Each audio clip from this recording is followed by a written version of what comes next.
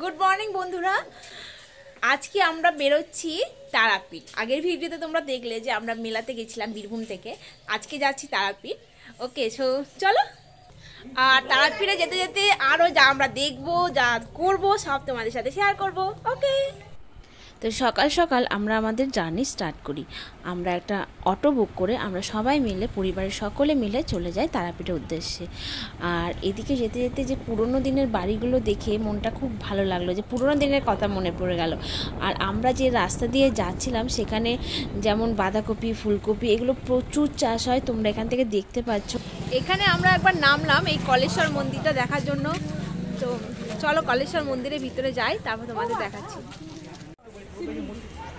দেখো তোমরা মন্দিরটা, এখানে কলেশ্বর মন্দিরে এন্ট্রি করলাম। এটা হনুমানজির মন্দির।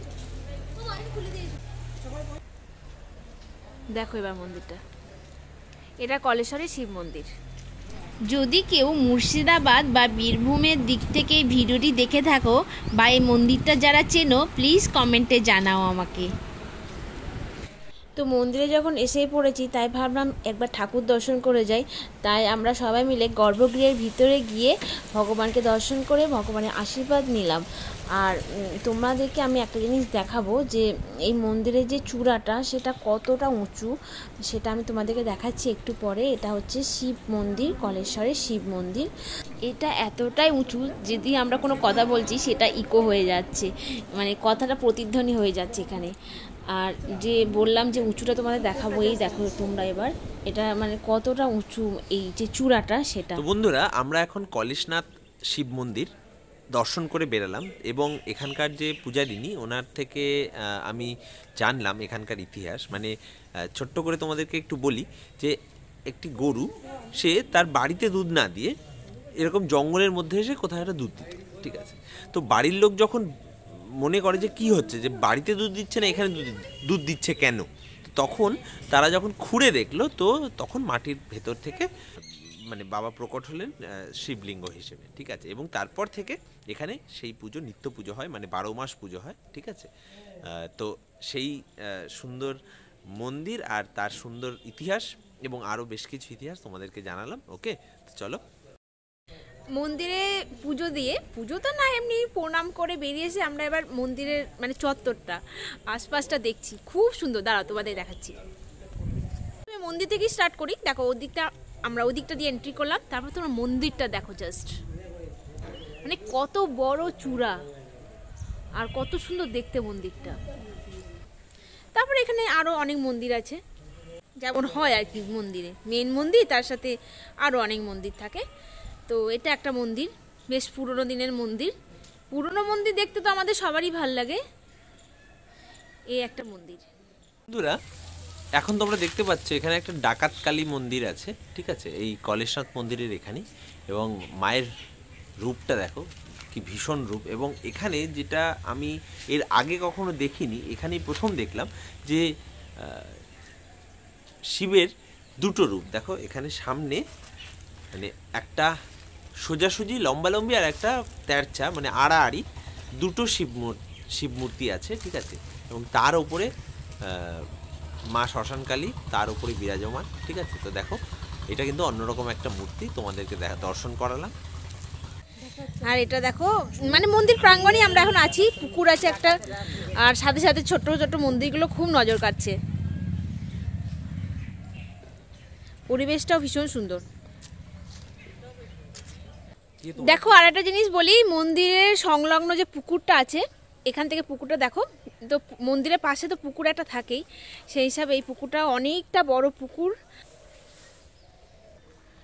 মন্দিরটা একদম মানে মন্দির সংলগ্ন পুকুরটা একদম তোমাদের সামনে থেকে দেখাচ্ছি। দেখো কত বড় পুকুরটা, মানে এই দিকটা গাছের জন্য তুমি দেখতে পাচ্ছ না, আমি তোমাদেরকে কিছুটা দেখানোর চেষ্টা করছি। দেখো কত বিশাল বড় পুকুরটা, দেখো এই হচ্ছে মন্দিরের সেই পুকুর। তো বন্ধুরা, আমাদের ট্যুরের প্রথম যে মন্দির আমরা দর্শন করলাম আমাদের আজকের ট্যুরের, কলেশনাথ মন্দির। তো অলরেডি খুব সুন্দর দর্শন করেছি, আমাদের ট্যুরের প্রথম খুব সুন্দর হচ্ছে। আশা করি এর পরে যা যা দেখবো আরো ভালো হবে, সেগুলো খুব শুভ এবং সুন্দর হবে, তোমাদের সাথে শেয়ার করব সবটাই। তো এখানে আমরা কলেশনাথ মন্দির থেকে বের হচ্ছি এবং এরপরে যে নেক্সট যে মন্দিরে যাব সেখানে গিয়ে তোমাদের সাথে আবার কথা বলছি। ওকে, থ্যাংক ইউ। সকালবেলায় কলেশ্বরের মন্দির দর্শন করে আমরা আবার সবাই অটোতে চেপে পড়লাম তারাপীঠের উদ্দেশ্যে। এবার আমরা তারাপীঠে পৌঁছে গেলাম ফাইনালি। তো তারাপীঠে পৌঁছে আমরা এবার আমরা মন্দিরের দিকে যাচ্ছি, মন্দিরের গেটের দিকে যাচ্ছি আমরা। এবার আমাদেরকে যেটা করতে হবে সেটা আমাদেরকে ডালা কিনতে হবে। তাই এবার আমরা আমার দুই বাবা তারা আগে আগে চলে গেছে, পান্ডার সাথে কথা বলা ছিল একজন পুরোহিতের সাথে, তো তিনি আমাদের যে দোকানে নিয়ে যাবেন, তো সেই দোকানে আমরা অলরেডি চলে এসেছি। এখানে আমরা দুই বাড়ির জন্য পুজোর যে ডালা সেটা নিলাম। এবার আমরা ডালা নিয়ে যাব মন্দিরে। তো আজকে না মন্দিরে অনেকটা ভিড় আছে। এবার আমরা মন্দিরের দিকে যাচ্ছি, বাট মন্দিরে দেখছি আমরা আগেও কিছুদিন আগে এসেছিলাম, তো আজকে দেখছি মন্দিরে খুব ভিড়।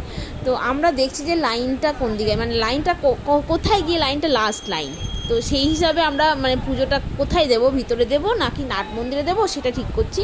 তাই আমরা এই যে পুকুরটা যেদিকে আছে সেই দিক দিয়ে গিয়ে দেখছি কোথায় লাস্ট লাইন। তো লাস্ট লাইনটা দেখলাম যে অনেক লম্বা, এখানে দাঁড়ালে হয়তো আমাদের অনেক টাইম লেগে যাবে। তাই এই নিয়ে আমাদের এখন ডিসকাশন চলছে যে কী করবো, যে লাইনে দাঁড়াবো নাকি আমরা নাট মন্দির থেকে পুজোটা দেবো।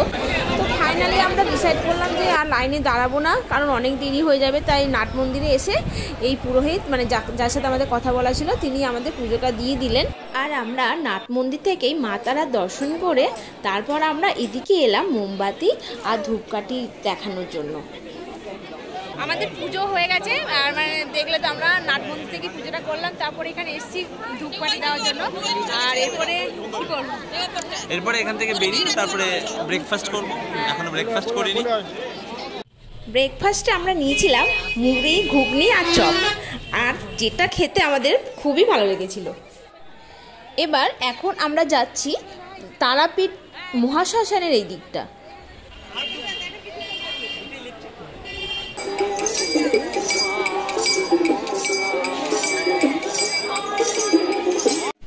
এবার আমরা প্রায় শেষের দিকে, এখন আমরা কিনবো পেয়ারা।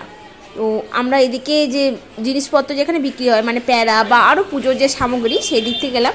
তো প্যারার দোকান এই যে প্যারার দোকানে পৃথিবী প্যারা ভান্ডার, এখানে এসে আমরা প্যারাগুলো টেস্ট করছি যে কোনটা নেওয়া যায়।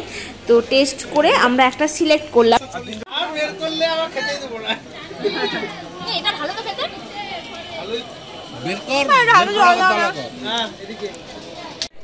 তারপর আমরা তারাপীঠের মন্দিরের গেট থেকে বেরিয়ে প্রায় আমরা রাস্তায় এসে পৌঁছেছি। কিন্তু আসার পরে আমরা আমরা ভেবেছিলাম তারাপীঠে ভোগ খাবো, কিন্তু সেটা হয়নি। তো এখানে যে ভোগগুলো দেওয়া হয় সেটা দেখলে খুব ভালো, এটা খুব ভালো সাইন বলে, গুড সাইন। তো আমরা দেখলাম, আর তোমরাও দেখো এটা তারাপীঠের যে ভোগ সেটা। তো ভোগ দর্শন নাকি খুব ভালো, সেই জন্যই দেখালাম। ওকে, তো বন্ধুরা আমরা এখন ঢুকছি প্রভু বাঁকারায়ের শ্রী মন্দিরে, ঠিক আছে? তো চলো দেখা যাক এই মন্দিরে কি আছে। এখন প্রায় দুপুরবেলা, তাই মন্দিরগুলো প্রায় সব বন্ধ ছিল, তার জন্য আমরা বাঁকারায় যে মন্দির সেখানে আমরা ঢুকতে পারিনি। এরপর আমরা যাবো অন্য মন্দিরে। তারাপীঠ থেকে বেরিয়ে আমরা এসেছি বাঁকারায়, আর এখন আছি আমরা বীরচন্দ্রপুরে এলাম। তো এখানে বীরচন্দ্রপুরের ইসকন মন্দিরে, হ্যাঁ বীরচন্দ্রপুরের ইসকন মন্দিরে। তো মন্দিরটা তোমাদের একবার দেখায়, তারা মন্দিরটা দেখো, এটা ইসকন মন্দির বীরচন্দ্রপুর। এটা বীরচন্দ্রপুরে আমরা দুপুরের খাওয়ার জন্য আমরা এখানে কুপন কেটেছিলাম। সেই অনুযায়ী আমরা যে খাওয়ার, যে ইসকন মন্দিরে যে খাওয়ায় যেদিকে সেদিকে আমরা এসছি। কিন্তু এখানে একটা ব্যাচ খাচ্ছে এখন, তো আমরা কিছুক্ষণ ওয়েট করে তারপর আমরা বসতে এলাম এখানে। আমি এর আগে অনেক ভিডিওতে দেখেছি ইসকন মন্দিরে যে খাবারগুলো হয় স্পেশালি, সেগুলো দেখতেও ভালো লাগে আর খেতেও খুব ভালো লাগে। তো এক এক করে পাতা, গ্লাস আরও সব জিনিসপত্র এক এক করে আসছে, জল। ওকে, তো ভাত ভাত দিয়ে দিয়েছে, ভাত, তরকারি, ডাল, পাঁপড়, সয়াবিনের তরকারি। খাবারটা খুব ভালো ছিল, কিন্তু খেয়ে আমাদেরকে অনেকক্ষণ ওয়েট করতে হচ্ছে, তার কারণ 4টে না বাজলে যে মন্দির সেই মন্দির খুলবে না। তাই আমরা ভাবলাম গোশালাটা দেখে আসি, আর গোশালা দেখতে এলাম সেই জন্য। গোশালাতে কত গরু দেখো তোমরা। আর তো প্রায় এখন 4টে বাজবো এবার মন্দিরের গেটটা খুলবে। তো মন্দিরের গেটটা খুললেই আমরা এখানকার মন্দিরটা দর্শন করে তারপর এখানে তো অনেক মন্দির আছে, যারা এদিকে এসেছো তারা জানো। তো এক এক করে আমরা সব মন্দিরগুলোই দেখবো। আর এখানে অনেক সবজি হয়, মানে এখানকার সবজিতেই রান্নাবান্না হয়। আমরা এবার মন্দিরে যাব, কিন্তু ব্যাপার হচ্ছে এখানে ফোন নিয়ে যেতে পারবো না, তাই মানে ফোন নিয়ে যেতে পারবো না মানে ফটো তুলতে পারবো না। তাই এখান অবধি আমার ভিডিওটা, তারপরে ভিতরে মন্দিরে মানে ঠাকুরের যে ছবি সেটা আর দিতে পারবো না। তো বেরিয়ে এসে আবার তোমাদের সাথে কথা হচ্ছে। আমরা অনেকগুলো মন্দির দর্শন করলাম, কিন্তু মন্দিরের মধ্যে ফোন অ্যালাউ ছিল না, তাই আর ভিডিও করা হয়নি।